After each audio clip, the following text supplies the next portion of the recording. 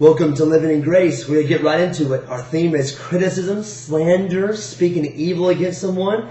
We're talking to right now, these last three devotionals have been why we should not do this. The warning that we find here in Numbers 12, 1 through 16. But today in Numbers 12, verses 9, 10, 11.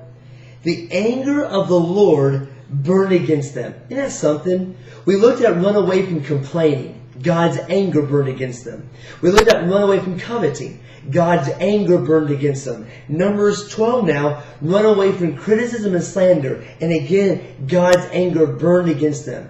You know, sometimes that we don't treat this sin as one of the big sins. Well, it's not one of the big sins, so it's really not a big deal. No, it is a big deal.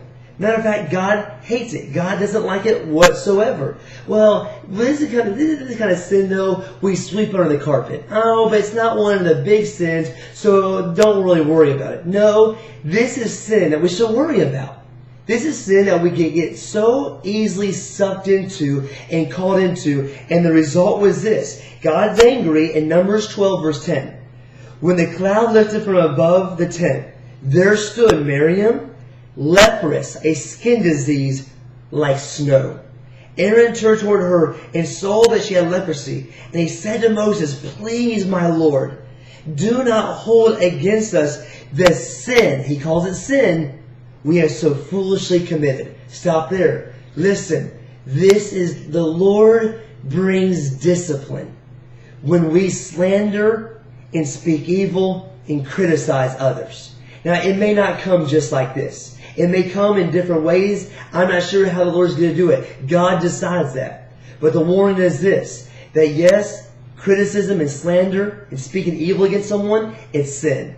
It comes from jealousy, envy, and resentment. 3, you can see here, and remember we said yesterday, that criticism, when we do it, we're speaking against God.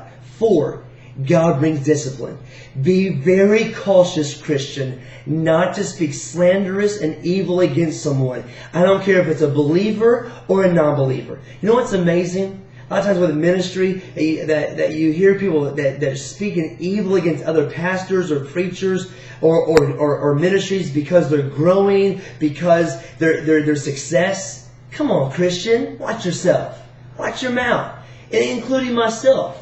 From preachers to associates, to youth pastors, to the folks who sit in the congregation, to people, wherever you are, be cautious. When we do this, God brought discipline to Miriam for her speaking slander and criticism against Moses. So the warning is there. Be cautious today. Listen to the warning. Listen to God's Word. Come back tomorrow. We're going to hear what we should do instead. Because remember, we're living in grace.